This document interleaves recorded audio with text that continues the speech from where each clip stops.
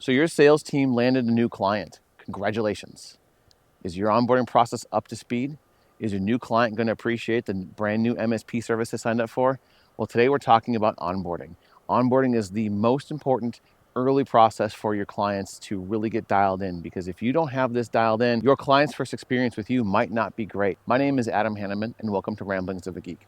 I've been in the MSP space for the better part of a couple decades, and onboarding was a passion area of mine because we struggled with it at a previous role, and we did a lot of work to upgrade it. So let's head out in today's ramble, and we'll see if we can upgrade your process as well. In one of my previous travels, we had an onboarding process that was kind of cumbersome and not a great client experience. We would typically take, the onboarding project with upgrading their firewall and 365 migration and server migrations. We try to lump all of that into one big project. That big project was challenging, to say the least. Oftentimes, something would get left behind, and frequently it was the onboarding tasks because they were not the most fun things to get done. So over time, we extracted that onboarding piece away from those other projects and separated them all out to make it a little bit easier. These onboarding projects were a loss leader. The further challenge was that we were measuring our project engineers based on billable revenue. And through these loss leader projects, we had accidentally disincentivized our project engineers from doing a good job with these onboarding projects. Basically, they would try to rip through them as quickly as they possibly could and not really worry a ton about client experience. Now, they cared about the client experience, but the incentive for them was to get it done as quickly as possible. So at best, it created a little bit of tension there. So then the next iteration was we actually extracted the project engineers away from these projects. We had them go work on more traditional projects and shifted the project responsibility for our onboardings to our managed services team, which really was a big benefit for us. We also re-engineered that project to make it so that we could get these projects done quickly and efficiently and do some white glove service with our clients as we were bringing them on board. This led us to be able to close most of these onboarding projects within 1 to 2 weeks of them being opened. And like I said, we engineered these projects to be efficient and done well with client satisfaction in mind. I usually like to start with the why, and the why in this case is fairly obvious. Doing an onboarding project well sets you up for success on the service side of the world, sets the client up for success on their end of the world, and everybody's looking for that. And to further illustrate this, I want you to think about what the client experience is like if you do things well, right? It's well communicated, the expectations are clear on all fronts. The engineer comes to their desk, helps them with stuff, make sure everything is good to go, make sure all the tools are good to go, that everybody knows how to do remote access, all those kinds of things. The handoff goes really well, and they know exactly how to get support, and they're just been well communicated to. And the onboarding engineer may have solved some of those issues that those users were experiencing along the way, so they're able to start with their brand new MSP with a pretty clean slate. That's a pretty good experience. Let's contrast this with an experience that a good friend of mine recently had. Their company switched over to a new MSP. New MSP said, everybody come in on day X, whatever day X was, everybody came in. The company's largely remotely, but everybody came in and there was no scheduling time. It was just come in on the day. And so everyone was just kind of waiting for the MSP person to stop by and do the work. And throughout the day, their internet was going up and down because they were replacing the firewall. So users were tethering on their personal cell phones because the internet was unreliable at the office. Kind of a frustrating experience there. The technician comes in, says maybe 5 words to the person and leaves. Everybody goes home. And the next morning, my friend goes to log in and, oh yeah, I don't know how to log in now. They changed the firewall. I don't know the new VPN information and all those other kinds of things. So the very first day, people are calling into their help desk trying to get logged in. And had they just taken an extra few minutes to do a little bit of coordination on the front end, the technician takes a few extra minutes to have a conversation and make sure that that user is well taken care of, it's a whole lot better experience. Now, fortunately for my friend, their service desk handled the request quite easily, but they probably had 40 or 50 calls that day because everyone was working remotely. Simply put, a well-run onboarding project sets everybody up for success, so why wouldn't you do that? What do you need to do to finish an onboarding project? Well, there's a few common core tasks that I think are important, and these are kind of the bare minimum, right? So you want to remove their old software, right? You want to get rid of all of the old RMM, all of the old security stuff, install your new tools, install your new RMM, your new EDR, AV, all of those other pieces. You want to document their network. You want to probably label some machines, take some pictures of the server room, and those kinds of things. There's a couple of our opportunities for you as well. One, you want to make sure that you're finding any projects, anything that you need to get done from a follow-up situation. You also want to teach the users how to get good support from you as an MSP, and you really want to, again, you're trying to set expectations and communicate well with your brand new client. I also think it's a really great opportunity for you to come in and try and solve as many of the little issues that they're running into as possible, because the last thing you want to do is finish an onboarding and have 40 or 50 calls in on day one looking for all the little things that have been annoying the users for months and months and months, because presumably the former MSP maybe wasn't doing a great job. So try and knock out as many of those issues as early as you possibly can. Worst case, you capture those issues face to face and get users really excited about this new MSP coming in, and then you can make proactive calls on day one versus having a bunch of reactive work coming into your service desk.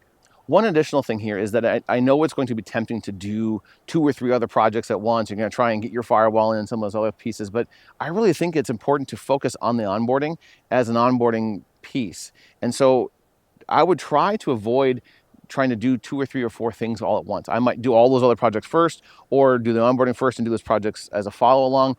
Trying to do them in the same days or same times can be challenging, as I mentioned in the story with my friend. And so just be mindful of that as you're working through your onboarding projects. Before we get too deep into the onboarding conversation, one of the common questions is, should I charge for onboarding? How much should I charge, and those kinds of things? I think you absolutely should charge for onboarding. You want your client to get used to paying you for quality work. If you do a quality onboarding job, they should be ready to pay for it. Now, it's frequent that an MSP uses an onboarding as a loss leader, which is not the worst thing in the world, but you should charge something for it, and it should be sort of healthy, right? A good rule of thumb is to charge 1 to 2 times your MRR for the client. You charge 1 or 2 times the monthly revenue. That makes it pretty easy. It makes it scalable. It allows your sales team to be able to quote an onboarding right away without having to get a whole bunch of people involved. I think it's pretty fair for both parties. Now, that said, the more efficient you are at running onboardings anyway, and the better job you do with these projects, the more likely you are to get these projects done well, get them done in the budgeted hours, and really just knock it out of the park. So now let's talk about the how for a minute, because I think it's important to understand how to run these onboarding projects. And of course, these are projects. These are not just a couple tickets. This is a full-on project, and you want to run them like your normal project process. In my case, I had a really awesome project coordinator, and they were able to really, just kind of handle all of the things. They handled all the communication, they handled all of the ticket scheduling, and all of those other pieces, and to make sure that the project was running smoothly. Her resource for these projects was certainly on the managed services side, that in this managed services resource basically reported to her while he was working on these projects. And ultimately, this person was trained on how to do these onboarding projects really, really well and really efficiently. So it was important to kind of get that locked and loaded. So when you think about your project for onboarding, I would recommend that you do a couple things. Once your salesperson closes a new deal with a client, they then hand off to the project manager. And that project manager reaches out to the client to do a few things. They want to set up a kickoff call. They want to schedule sort of a cadence of meetings that you're going to do throughout the rest of the project, and schedule your onboarding. So those are the kind of the first couple of big tasks.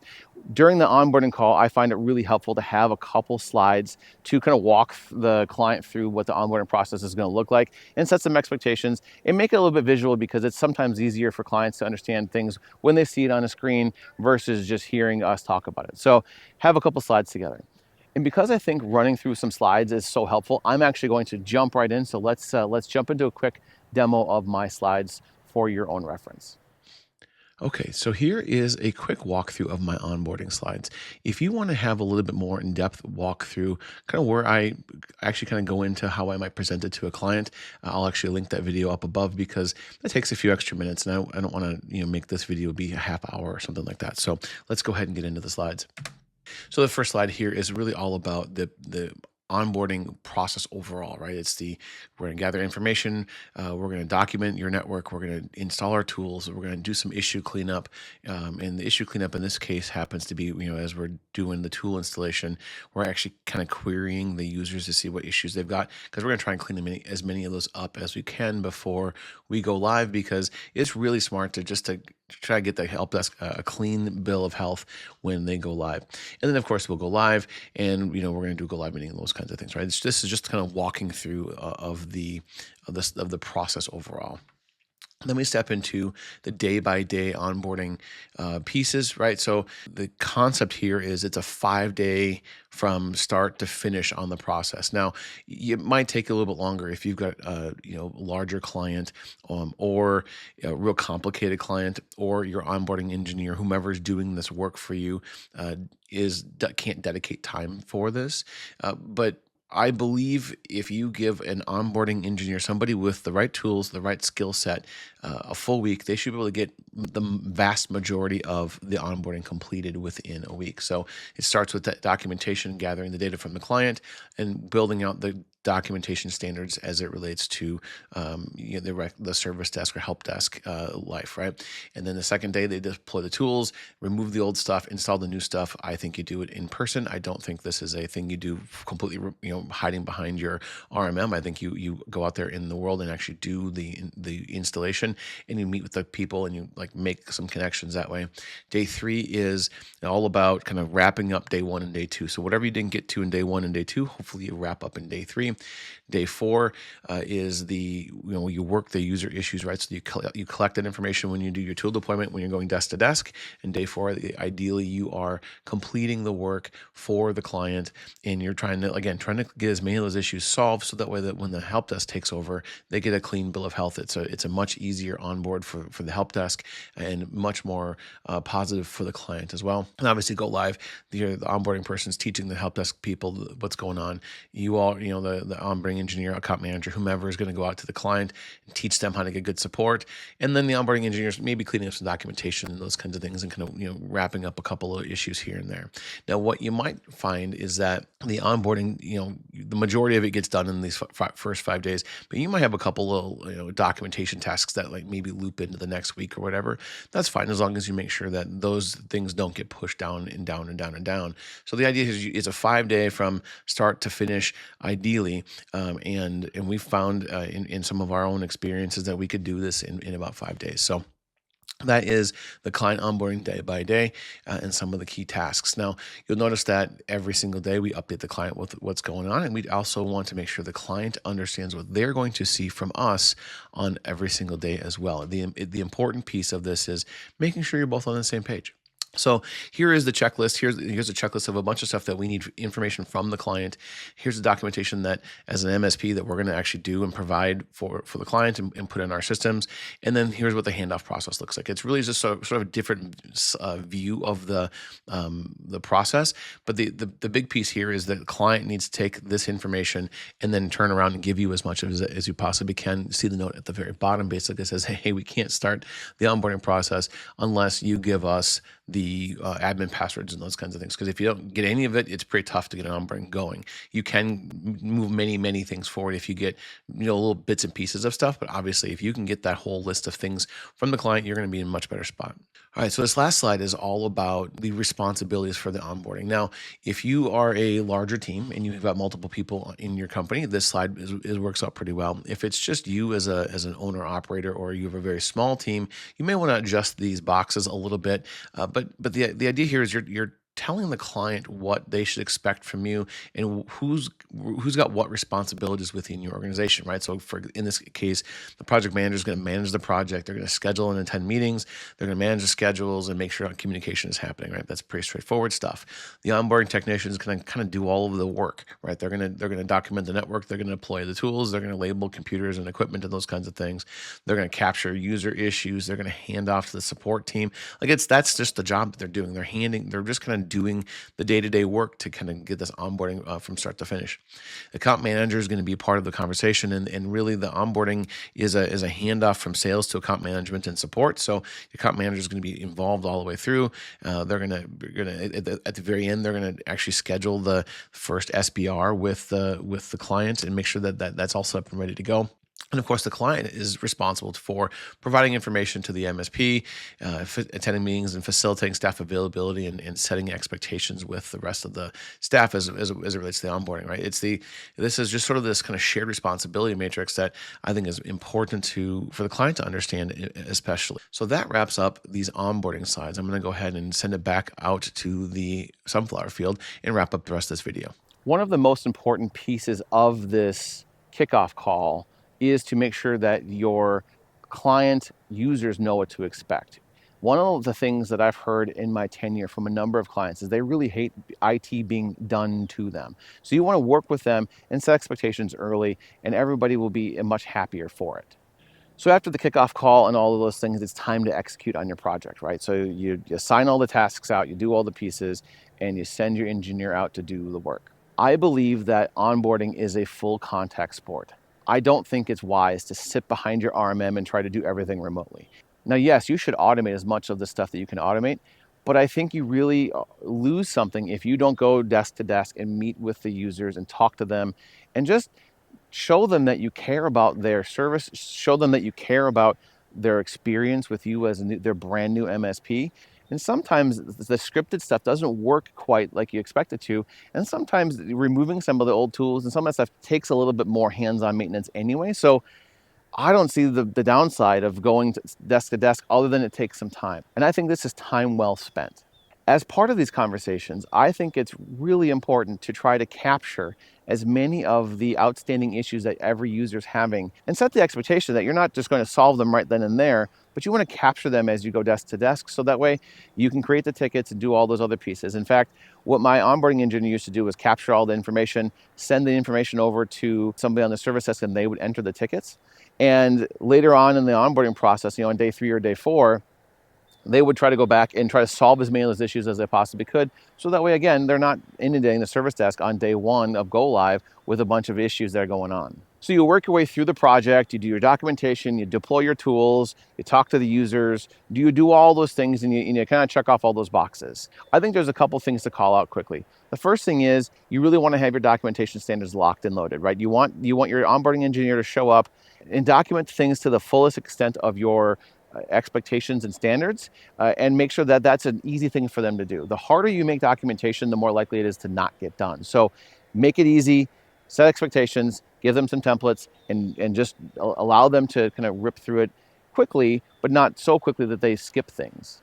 So you work your way through the project, you've documented their network, you've labeled machines, you've taken pictures of the server room, you've removed all of the old tools, installed all of your new tools, you've captured a lot of their issues that they've got going on, and you've worked some of them through to completion, then you're ready to go live. So going live is a great opportunity for your account manager, maybe a service manager, onboarding engineer, maybe a tech or two, to come out and really put some more faces to your MSP, show them that you're human, make some connections, bring some treats like bagels or donuts or something like that to welcome them into your managed services practice, teach them how to reach out to you for help, and teach them how to be a good client, right? Teach them how they're going to get the best support from you. That is a really important thing to do, and I think it can be missed pretty easily because you got 100 things going on and you want to just get right through it. I think for you to skip that is a miss. This is also a great opportunity for your account manager to spend some time with the client and start building that relationship as well. In fact, that they may be involved throughout the whole process. It sort of depends on your project plan, but I think it's not a bad idea to get an account manager involved, at least somewhere in that onboarding process. So as I mentioned in this video, onboarding is critically important. Go out there, upgrade your process, and onboard some clients well. Thanks for coming on this ramble with me, and hope to see you on the next one.